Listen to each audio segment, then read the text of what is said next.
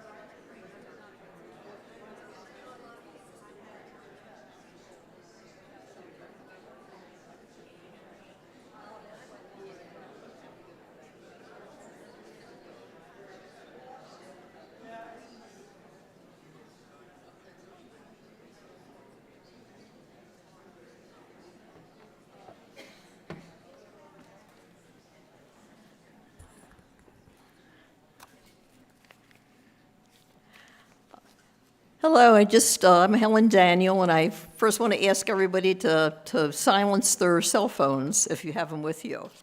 I'm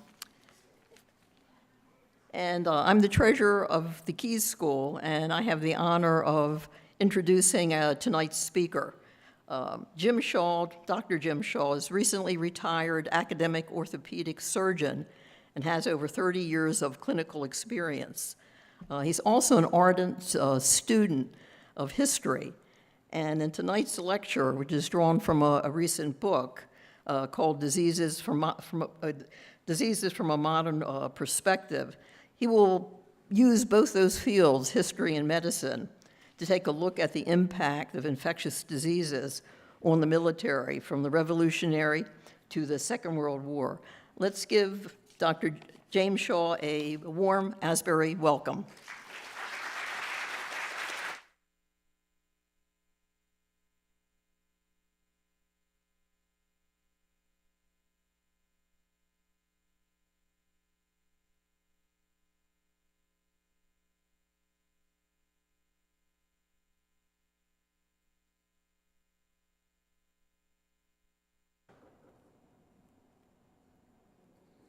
Is that working? Yep. Well, thank you for coming on this Columbus Day weekend. It turns out that Columbus Day is a bit propitious. You can't hear? It's too loud? Make it louder? I can't make it louder. How do I make it louder? How do I make it louder, Helen? I think it's working. Just keep your voice up. Well, it's somewhat propitious that this talk occurs on Columbus Day weekend, a talk on historical diseases, because as you know, Columbus, making his trip from east to west to find China, bumped into the Bahamas. And not only did he bump into the Bahamas, creating a block to his voyage, but he brought with him smallpox. And quid pro quo, he took syphilis back home. Those are two diseases I'm going to talk a bit about today, so for that reason it's somewhat propitious. The talk's I titled Historical Diseases from a Modern Perspective, the Military Experience. It's taken from a book I wrote a year ago about historical diseases in the American experience. The book covers 41 historical diseases from A to Z. Historical diseases I've loosely defined as those diseases that are no longer a threat to the United States or other industrialized countries due to a number of factors. One is the insulation of municipal sewage systems. Two, treated water, increased attention to personal hygiene, antibiotics, and of course, vaccines. The book is broken down into chapters, typical chapters covering contagious diseases, vector-borne diseases, fecal-oral diseases, etc. And it's written for the lay audience. It covers history, it covers societal impact, and it does cover some modern medicine. Today's talk, I'm going to concentrate on the historical diseases affecting troop strength and military preparedness from the Revolutionary War to World War II. I wasn't asked to include a disclaimer or a conflict of interest statement, but this is a medical talk, and I'm a doctor, and that's routine in the medical field. So here it is. You can take 2 seconds and read that if you're interested.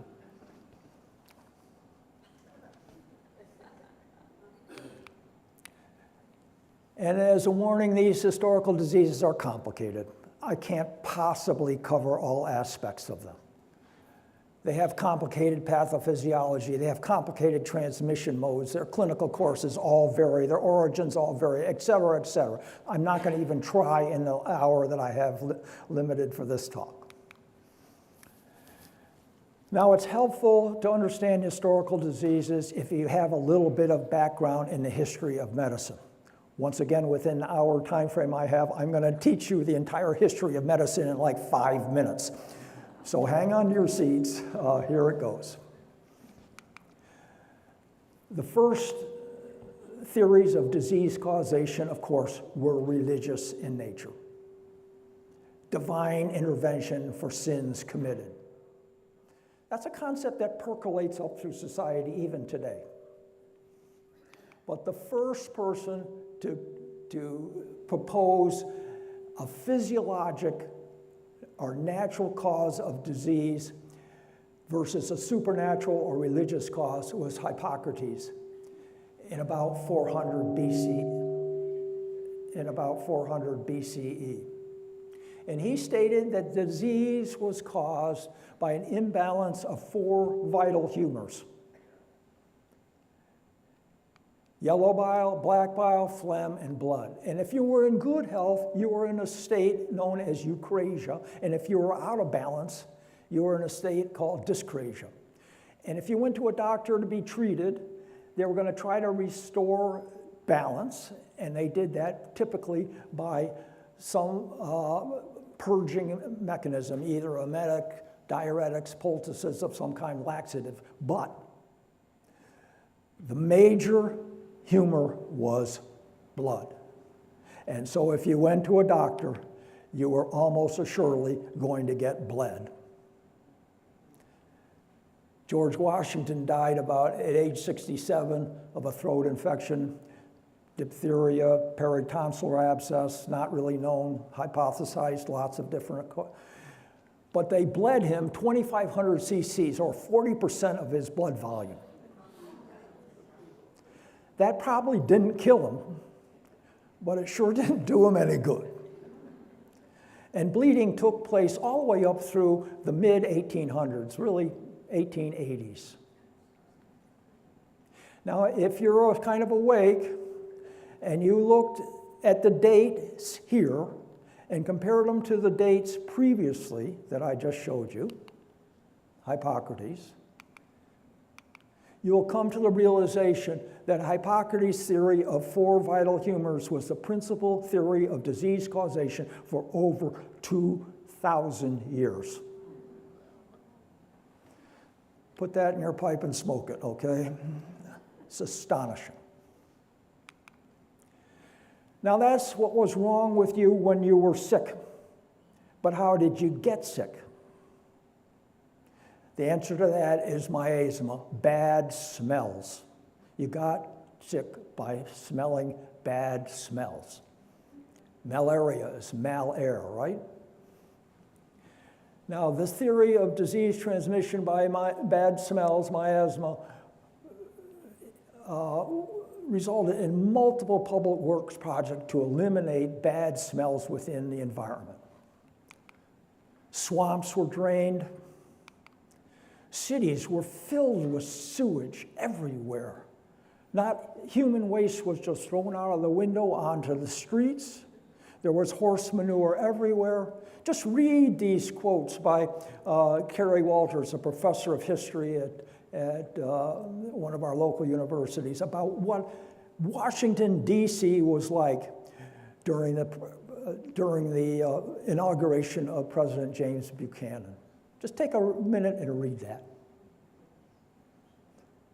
Slaughterhouses dumped offal into the open. Residents threw slop into the alleys. Pigs and cattle roamed the streets. Horses and their manure were everywhere. So what did society decide to do about these miasmic disease-causing smells that were everywhere? Well, they created sewer systems. London, Chicago, everywhere. And the concept even extended into the 20th century with miasma theory for tuberculosis dissemination. Now, you can kind of see how those concepts were self-perpetuating. If you drained a swamp to get rid of bad smells, you got rid of mosquitoes. And so the incidence of malaria went down, reinforcing the concept. If you built sewer systems to get rid of bad smells within the cities, the incidence of cholera and dysentery went down, reinforcing the concept that that must have been the bad smells that caused the disease. Well, germ theory came along in the mid-1800s. Louis Pasteur, Joseph Lister, Robert Koch. Pasteur was the first to suggest that bacteria were, environmental bacteria were the cause of disease. Joseph Lister took it in hand, and he created aseptic surgical techniques using dilute carbolic acid. Robert Koch formalized the germ theory with his Koch's postulates. I could go through those things, but I just don't have time. I mean, you read about them, please. These people are fascinating. Now, germ theory caught on in Europe quite quickly. Particularly, surgeons and physicians picked up Lister's technique of aseptic surgery and washing your hands, etc. But not so in the United States for many years. Civil War surgeons thought they knew everything. They knew how to amputate a leg in 20 seconds. They weren't going to listen to any young shot European about how to practice medicine. And the example that's so shocking is when President Garfield was shot. His attending surgeon was Dr. Willard Bliss, who repeatedly probed his gunshot wound with unwashed fingers, unwashed instruments, until finally, 80 days later, President Garfield died of sepsis. Autopsy showed the bullet was absolutely encased in nice fibrous tissue. There was no sign of infection around the bullet, but all the tracts where their fingers went were infected, and he died of sepsis. The New York Times coined the phrase, "ignorance is bliss." That's a proper noun, not the...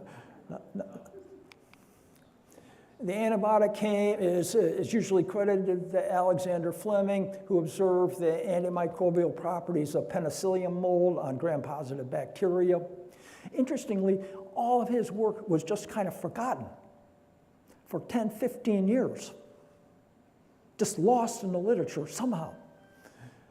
But scientists at Oxford picked it up in 1942. They were able to isolate the active ingredient from the penicillium mold, which they called penicillin.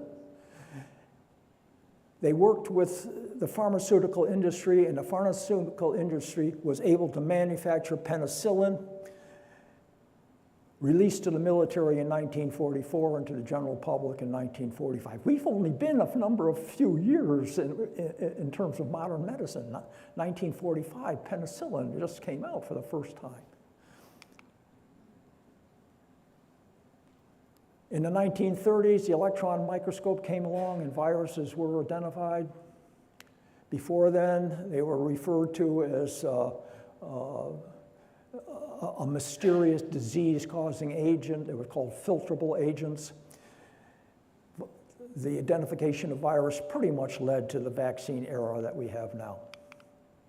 Okay, on to the real aspect of the talk. If you had to pick a disease that affected troop strength and combat preparedness in the Revolutionary War, what would you pick? What? How about the Civil War? How about the Spanish-American War? Are you all thinking these things? How about World War I? That's an easy one. Who said it? Flu. World War II. How about across all wars? If you had to pick one entity or a group of diseases, what would you pick for across all wars?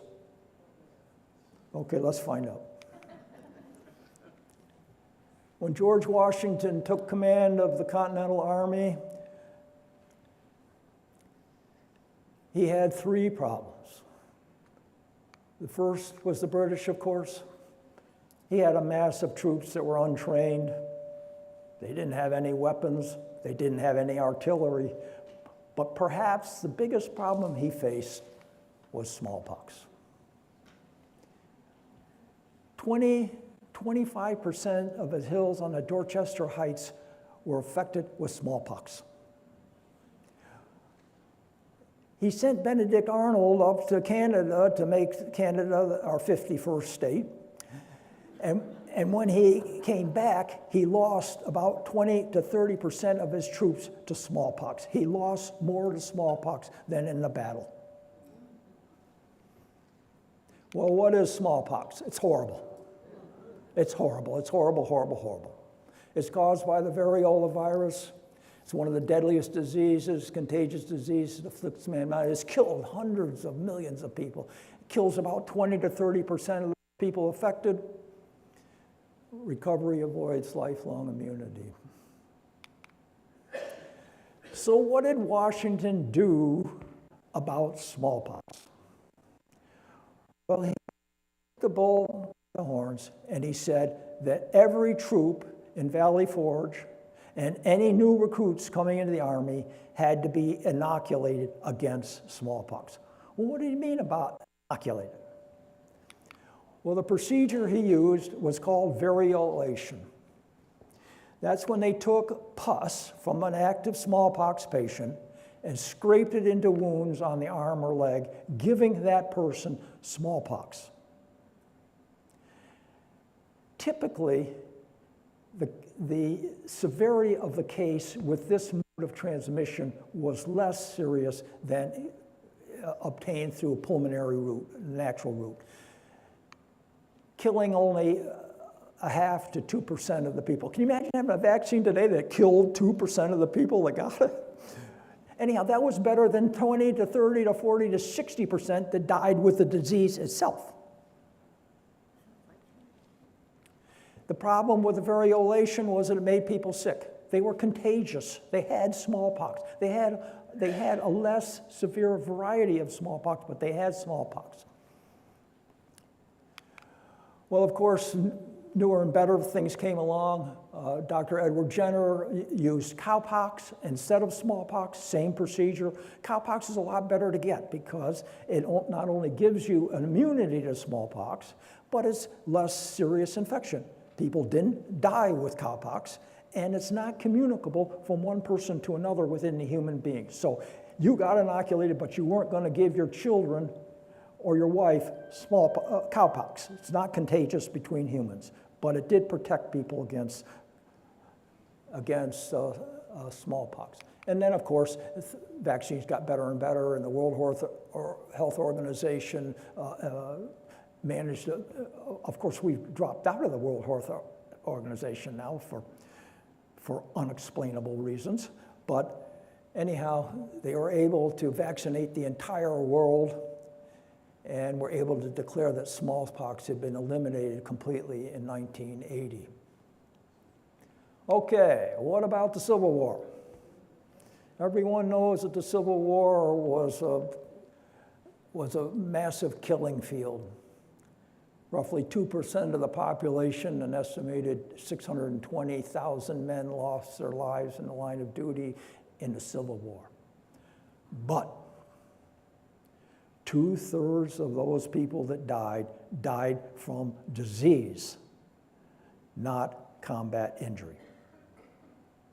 2/3, 400,000. And they died from everything you can imagine. Typhoid, pneumonia, measles, tuberculosis. But if you had to pick a disease, which one would be the most deadly for the most Civil War soldiers?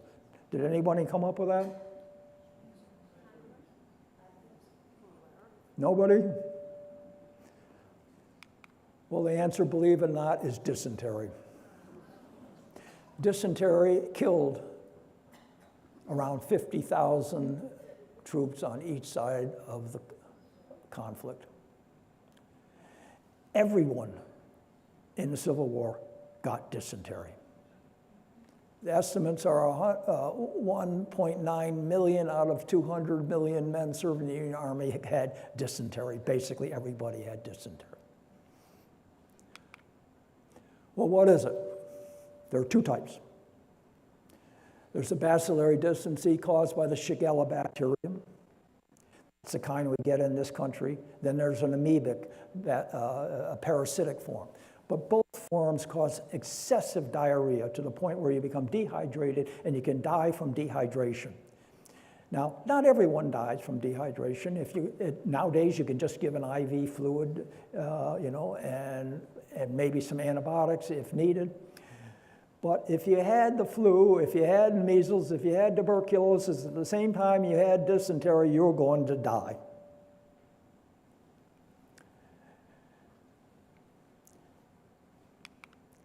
Well, how did they treat dysentery?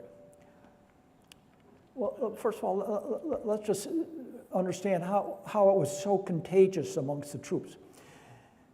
If you had dysentery and you were in an encampment, you weren't going to make it to the latrine. You were going to soil your clothes.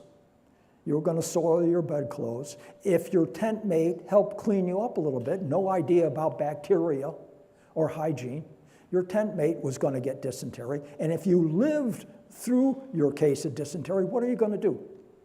You're going to go down to the local stream, take your bedclothes with you and your bedroll too, and you're going to wash it. And so the regiment camped downstream was going to be contaminated, and they were all going to get dysentery. They all did. So how do they treat it? They treat it with whiskey, turpentine, gas oil. Can you imagine drinking turpentine?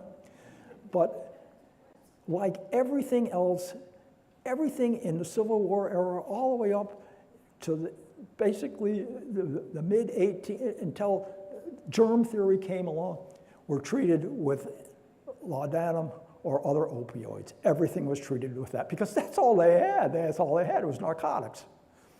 Now, that's exactly the wrong thing to treat dysentery with.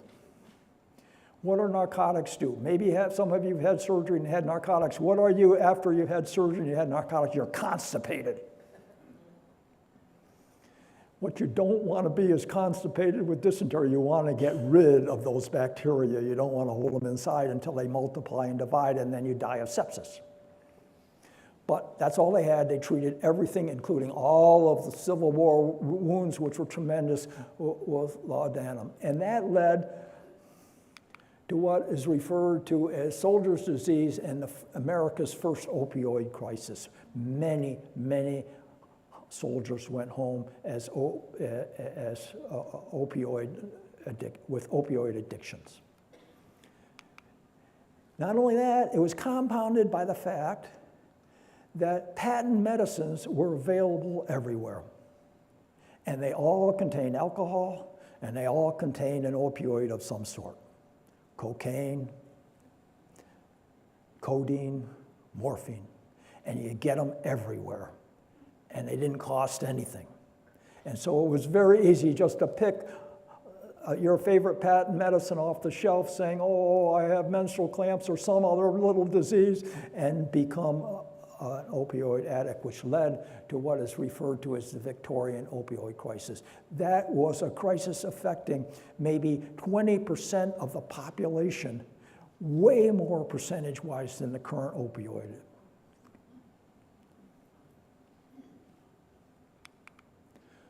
Okay, what about the Spanish-American War, yellow fever? You all knew that, yellow fever, right? Yellow fever was a horrible problem in Cuba. This was a short war as far as American troops were concerned, but it wasn't a short war as far as the Spanish troops were concerned. They were in Cuba for a long period of time before America, basically Teddy Roosevelt, decided to have a good Aryan conflict, you know, manhood. And it's estimated that 16,000 Spanish troops died from yellow fever between 1895 and 1895. And at the time of the conflict, only 55,000 of the 230,000 troops were healthy enough to actually fight. So the question is, who won the Spanish-American War? Was it Teddy Roosevelt running up the hill, or was it yellow fever? If you have a preference, you can pay your money, take your choice, because historians debate that back and forth. Yellow fever is caused by an RNA arbovirus. It's a vector-borne disease transmitted by the Aedes aegypti mosquito. That's the same mosquito that transmits dengue, Zika, equine encephalitis, all those diseases you hear about in the news. It's nasty. In a severe form, there's fever, there's a paradoxical bradycardia for some reason. Usually with a fever, heart rates go up. With yellow fever and typhoid fever and some others, paradoxically, the heart rate goes down. Sort of a sign that physicians can look at. He's got a fever of 103 and his heart rate's only 50. Well, why would that be? It should be 120, right? Jaundice, protracted feed, internal bleeding, death in 30 to 60% of the cases. Now, the hero of the Spanish-American War is not really Teddy Roosevelt. It's Dr. Walter Reed. Dr. Walter Reed was sent to Cuba after the Spanish-American War to find out about yellow fever and see what he could do about it. And he picked up on Dr. Finlay's concept that the Aedes mosquito was a transmitting vector of yellow fever. And he went about trying to prove that. So how did he do that? He set up 4 experimental groups. And he did this, was one of the first clinical studies to use informed consent. He told people what they were getting into. It wasn't informed consent, which would really pass the muster today, because most of the volunteers, I put in quotes, were prisoners. And they were told if they participated in the study, they'd get a lower sentence. So kind of plus minus as far as consent is concerned. But if you were a prisoner in Cuba at that time, you were going to get yellow fever. So they figured, if I'm going to get yellow fever, I might as well get it under the care of the best doctors that are available rather than just sitting in a cell and dying. So he set up 4 groups. He put patients with yellow fever in with volunteers in an enclosed, I think he used screened houses. Did those patients get yellow fever? No. He put fomites in with the volunteers. Fomites were things that people thought transmitted disease. You know, they're like bedclothes, mattresses, toothbrushes, things that people that were sick had used. Perhaps those were the agents that transmitted the disease. Did they get yellow fever? No. He put them in with mosquitoes, the Aedes mosquitoes. They got a lot of mosquito bites. Did they get yellow fever? No. They did not get yellow fever. But when he put a yellow fever patient in with the mosquitoes and the volunteers all got yellow fever. So that proved to him and the medical community that the vector for transmitting yellow fever was the mosquito. He had a problem though. He didn't know what was being transmitted. So we called it a disease-causing filterable agent. In other words, some mysterious agent which could pass through the best filters that were available causes disease, but they didn't know what it was. And they didn't know what it was, as I mentioned before, until the 1930s when the electron microscope came along and viruses were identified. So he is a real hero. And I clicked the wrong side of my clicker here, I'm sorry.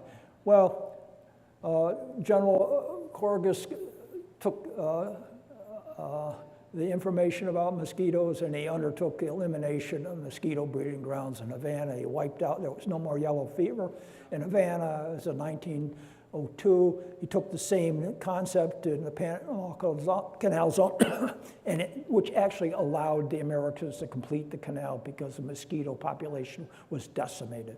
And the yellow fever and malaria incidence dropped down to near zero. The last major cities in the country did the same thing. The last major outbreak of yellow fever in New Orleans was in 1905. Okay, moving right along. World War I. You all knew that 1918 pandemic influenza was the scourge of World War I. Nasty, nasty disease. 50 million deaths. Some estimates double that. 75,000 deaths in the USA, 50 million infections worldwide. That's with a population 1/3 of what it is now. Now, we entered World War I late, as you all know. Troops were amassed in France in the last year of the war or so, but Pershing didn't get a force together really that was of fighting caliber until about the last 6 months of the war. They had nasty fighting and there were a lot of combat deaths, but there were just as many deaths from 19 pandemic influenza as they were in combat. The statistics are, for the US, 116,000 deaths, 53,000 from combat-related issues, and 45,000 from influenza. So once again, the military was combating an infectious disease that was equally as lethal as the combatant they were fighting.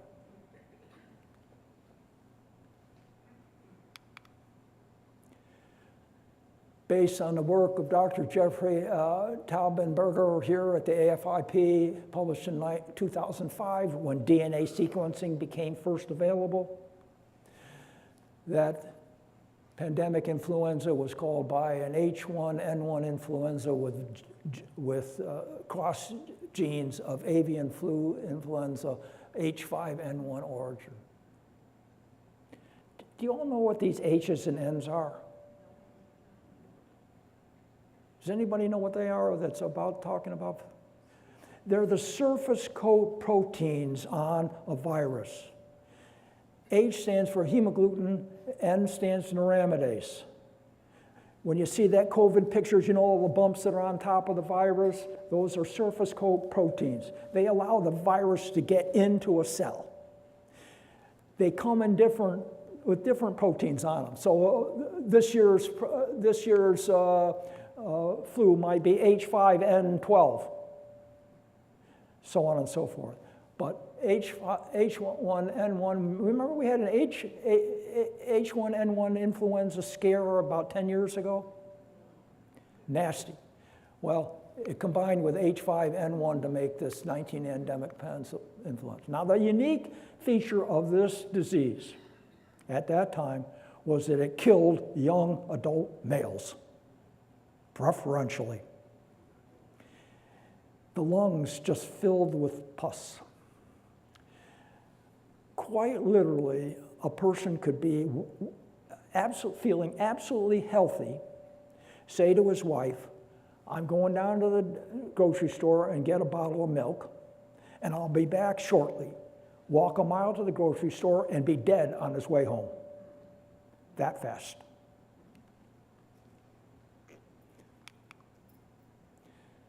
Everyone wants to know what the origin of 1918 pandemic influenza is. It has nothing to do with Spain. That was a political name, which I can talk about later if you'd like. Most medical historians feel that it had origin right here in the good old US of A, at Camp Funston in Kansas, where the first cases were identified. From there, due to crowded troop training camps, hospital camps, transfer ship trains, et cetera, spread around the world. So if you want to blame China for the COVID, which killed 5 million people worldwide, we're probably responsible for a disease that killed at least 50 million.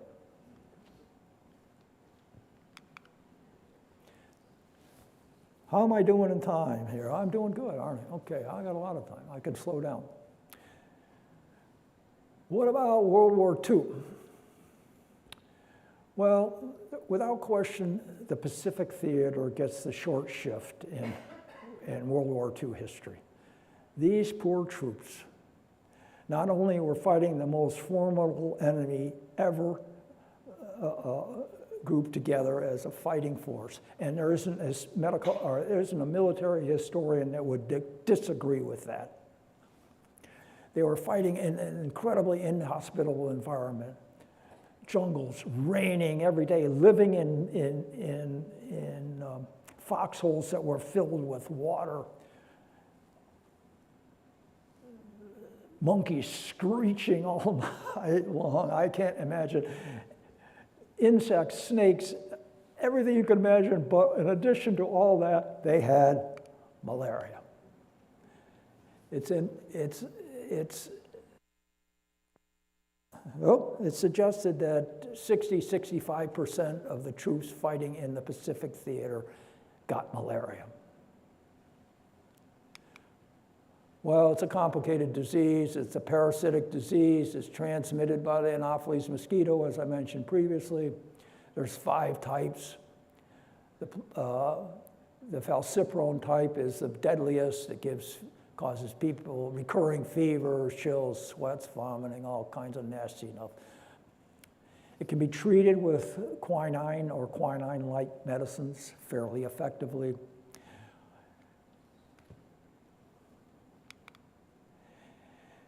But it was impacting military strength and preparedness in the Pacific Theater markedly. MacArthur told his troops that unless they had a fever of over 103, they had to be on the front line shooting. So what did the military do?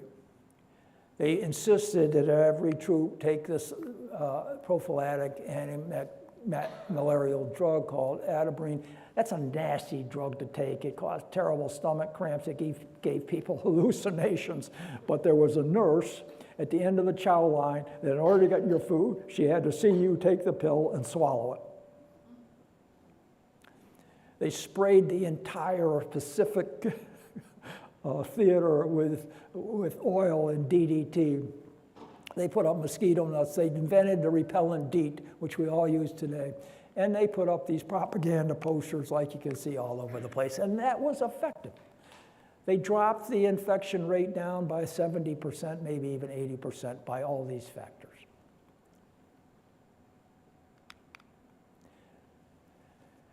Back in the States, they were very concerned about bringing malaria back to the States with infected people. See, all it takes is an infected people, it takes the mosquitoes, they're everywhere, the mosquito bites the next guy, and so on and so forth. So all the people coming back from the Pacific Theater were quarantined until they were sure they didn't have malaria. If they did have malaria, they were treated. The program was called Malaria Control in War Areas, MCWA. That was the precursor of the current CDC. The original mission of the CDC was to control malaria in the United States. Currently, we have about 2,000 cases of malaria in the United States, almost all coming from outside of the country into the United States. But if there is an outbreak, it's taken very seriously. The person, of course, is quarantined. All of his contacts are quarantined, and they spray the immediate area around that for mosquitoes. Mosquitoes are interesting. They are born, live, and die within a very small area, maybe a couple hundred yards. So they can do controlled spraying in a very small area, and without risking, which was the problem with broader spraying areas, without risking creating mosquitoes with insecticide resistance. If they spray blanketly, the mosquitoes start to develop a resistance, and then there's no way to combat them. So very limited spraying using larvicide and very limited spraying to try to control these limited outbreaks of malaria that still occur in the United States. Okay, now here we are to the good stuff. If you had to pick a disease that affected across all world wars with respect to lost time and preparedness, it would have to be STDs, specifically syphilis and gonorrhea. Without question, periods of war are characterized by periods of unprecedented sexual liberation and a corresponding increase in STDs. Why would that be? Well, it's kind of obvious here. We got a bunch of young guys, 18, 19, 20, first time away from home. Mom and dad aren't around. They got testosterone coming out of their ears. They're horny. And they don't particularly want to die a virgin. So what do? They take advantage of the young ladies that are available. And when you couple that with sort of a tacit military complicity against drinking, gambling, brothels, you have a perfect storm. But ladies, you don't get off the hook. No way, no ladies, you don't get off the hook. Young women, this is particularly well written about in World War II, in London, in Cambridge, in Paris, in Sydney. And oh my gosh, when the troops,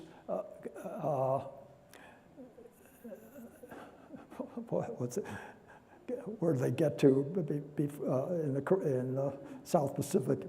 I'm having a senior moment, I'm sorry.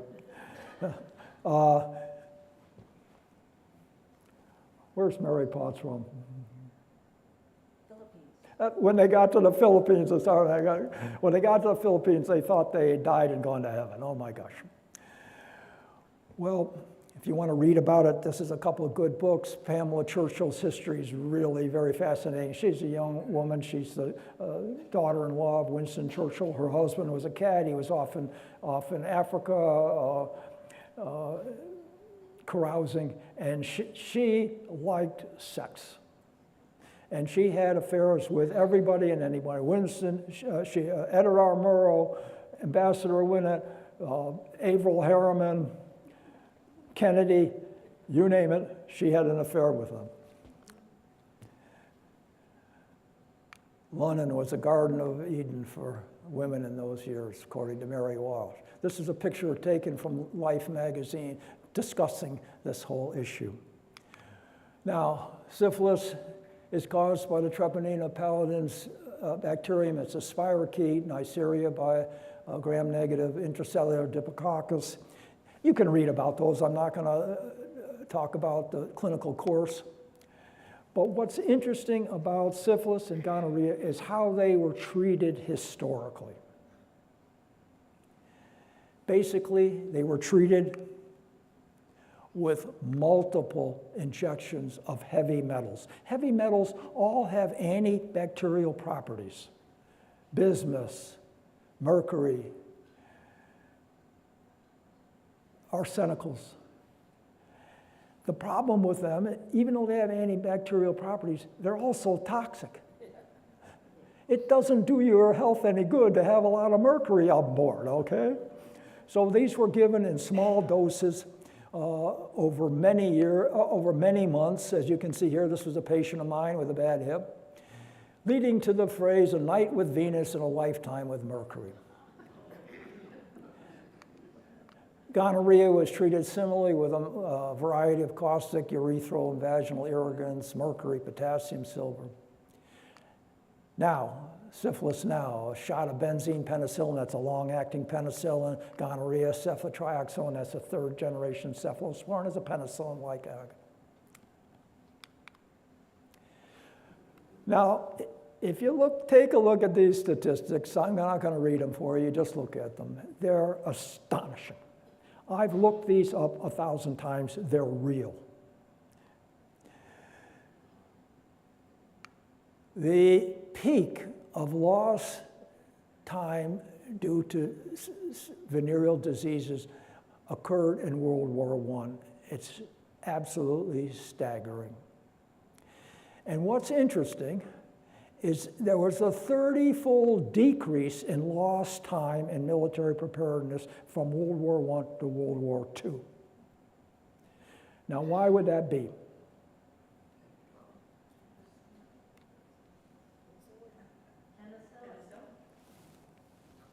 A lot of reasons.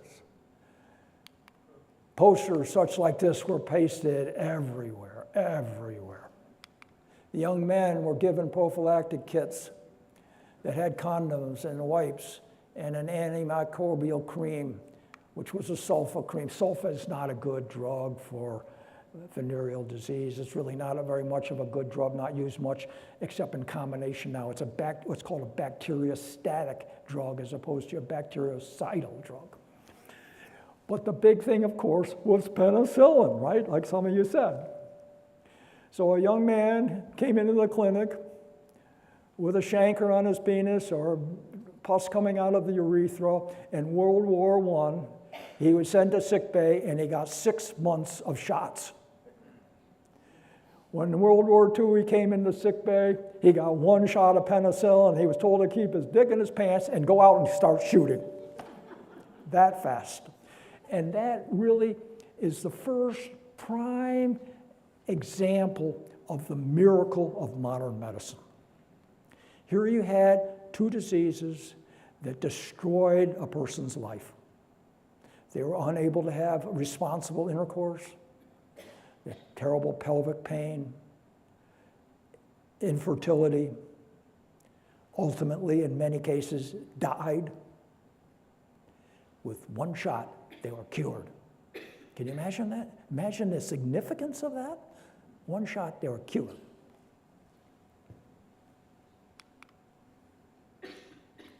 Well, that kind of ends my talk.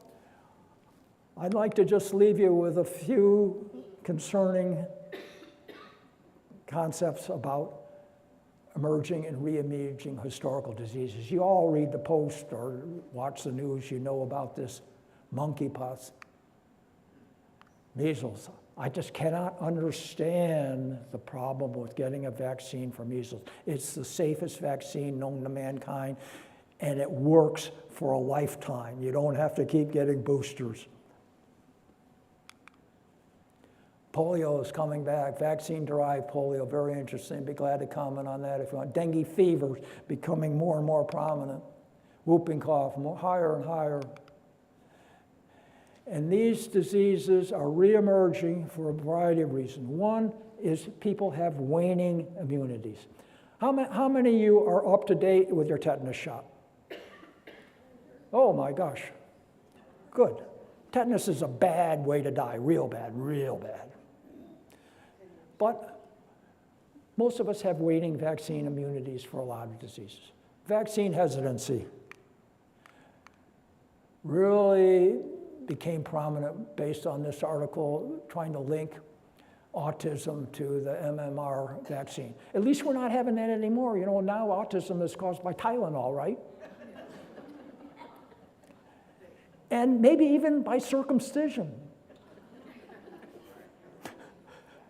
So at least the heat's off the vaccine, at least for the moment. Increasing antibiotic resistance, global warming, propagation of vectors, mosquitoes and ticks.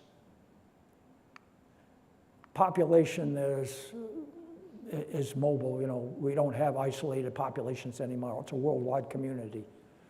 If you got tuberculosis in Africa, it's just like having it here. I mean, it's just that close, really. And, you know, that's why I put my disclaimer in. I don't know what to do about this. I mean, it's just mind-boggling. So I'll just leave you with Benjamin Franklin's quote, and I'll ask you if you have any thoughts, any questions, any concerns. Thank you very much.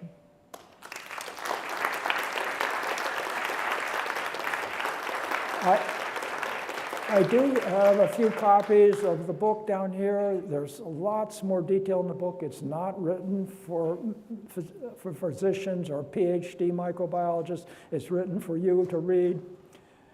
You can buy it from Springer Nature. You can just type in the title and it'll take you to Amazon or any other way you might want to buy the book. I recommend it. It's good. I make nothing on this, so it's not that. They paid me to write the book. You know, I don't really get any royalties to speak. Any questions? Oh, you're shy. You got? Do you have? Do they have a mic system? I apologize for going through some of that so fast, but I was so warned that you people all turn into pumpkins at 8:30 and had to get on this bus, you know, which couldn't possibly be 1 minute late. So. I wondered if you could talk a little bit about monkeypox, because I've heard about it, but I don't really know much about it. Monkeypox is the first cousin to smallpox. It's a different virus. If you've had a smallpox vaccine, you're protected against monkeypox. Most of us have had smallpox vaccine. Kids aren't getting smallpox vaccines anymore, so even though smallpox has been eliminated, they are susceptible to monkeypox. There's the concern. All it takes is one little mutation of that monkeypox virus, and it'll become another smallpox. Any other question? Yes. Can you get the mic? I'm like most of you. I'm half deaf. Okay. When I was in the Army, people used to give shots of gamma globulin. For COVID, you could get sort of gamma, is that what you mean, antibody shots? Gamma globulin was, horse serum was used to treat a lot of these historical diseases. Horses were given the diseases, they made antibodies. The antibodies are gamma globulins, and they were given the horse serum. The problem with getting horse serum, Hyperimmune horse serum is people got what's called serum sickness. They were allergic to the serum itself. So, I don't know if did I answer your question? Sort of? Were there any diseases prevalent in either Vietnam or the Korean Wars that maybe we didn't hear about? Can you translate that? I just didn't. Yes, the Vietnamese War or Korea, were there diseases that were prevalent in those two wars, Korean War and Vietnam? The Korean War, I'm not sure. Vietnam, sexual transmitted disease everywhere. The disease they came home with was heroin addiction. I'd like to give a talk on sexual and opioid addiction within the military. That's a whole other topic. It's covered a little bit in the book. But yeah, Vietnam, definitely sexually transmitted disease and heroin addiction. It's very sad with, you know, the promiscuity that occurs during the war, and a lot is written about it in World War II. There were a lot of affairs, there were a lot of out-of-wedlock children, and there were a lot of proposals, a lot of fiancés and a lot of wives. In England in particular, they were not allowed to come home with the troops. They were held in England for like 2 years before they were allowed to migrate to the United States to join up with what they thought were husbands or fiancés or fathers of their children. The military just shook their hands of it, said, these are not legal marriages, they're not legal children, we have no responsibility to them. So these women came on transport ships and there was no one there waiting for them. Very, very sad part of our history. Not everyone, but a lot.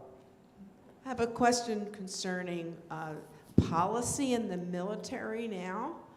Do you think that they will continue to have compulsory vaccinations The military's for troops? clamped down on sexual promiscuity a lot, as you know, tail hook scandal and all this, our current Secretary of Defense, scolding four-star generals about everything. So yeah, it's not officially tolerated, it's not really looked the other way, but it's still obviously there.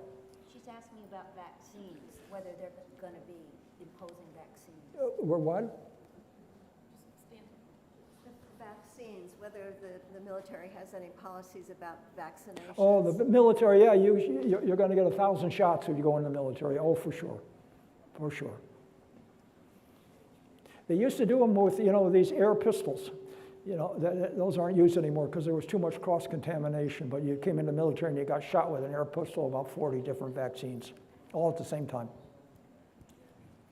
From your point of view, do you see any sicknesses which are not being attended to in the form of science investing in research that's needed for these future potential diseases?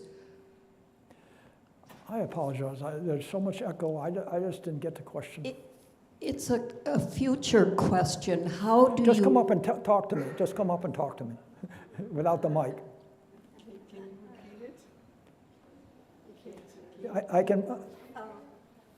In the future, what are you thinking about our research efforts for future diseases? Oh my golly, future diseases and our research efforts, it's just gone to hell now in this current administration. They've just stopped all the funding at NIH. The scientists are all gone. They just fired 1,000 people from CDC, but that was a mistake, and so they rehired them. I can tell, I was talking about at dinner, my daughter's a big shot at Moderna. She's the vice president in charge of all respiratory virus vaccine R&D. They had a huge grant from HHS to develop a bird flu vaccine. Bird flu is out there, it's coming, it's gonna get us sooner or later. So it'd be smart to have a vaccine, don't you think? With messenger RNA vaccines, they can generate these vaccines very quickly, which is the beauty of it.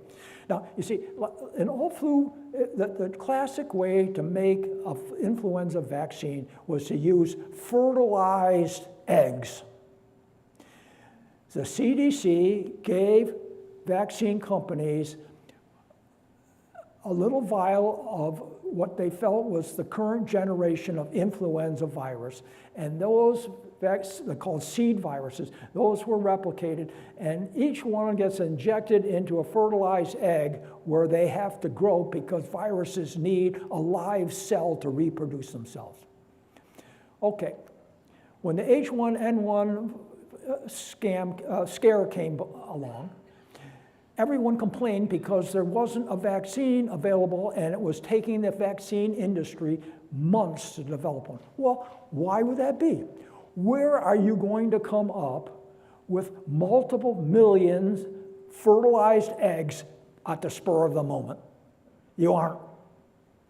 So the messenger RNA allows them to do this out of the egg cycle, and it can do it very quickly. Now, back to her story. Bird flu. They have a bird flu vaccine developed. They're in the middle of a phase 1 trial. Ultimately, there'll be a phase 3 trial, which will have 30 to 45,000 people in it, just like for the COVID. One day, they just got a letter from Robert Kennedy Jr., a one-line letter, and said all of your funding has been canceled. $750 million of funding just gone. So what's the future hold for science at this point in time? Very bleak, very, very bleak in my opinion. I'm afraid I'm going to have to stop you there because people will have to leave. But Oh, you thank have to get on that bus. I mean, have to get on the bus. the pumpkins, get on the bus, okay? Thank you, Jim.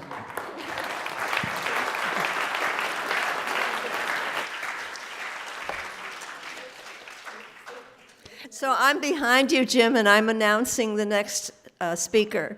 So yes, and I'm behind you with the mic on.